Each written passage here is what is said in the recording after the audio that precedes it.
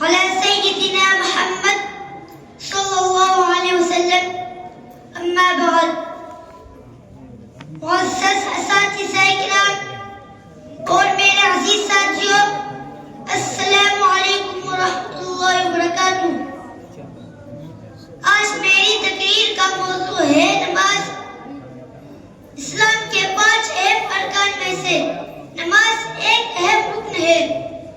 اللہ تعالیٰ قرآن مجید میں فرماتا ہے اقیموا الصلاۃ وآتوا الزکاۃ، نماز قائم کرو اور زکات دو.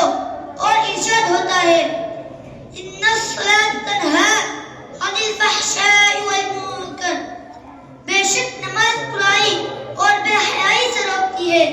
یہ آیات واضح کرتی ہے کہ نماز نہ صرف ایک عبادت ہے بلکہ دل کی اصلاح، کردار کی تربیت اور برائی سے بچاؤ کا سب سے مؤثر ذریعہ ہے.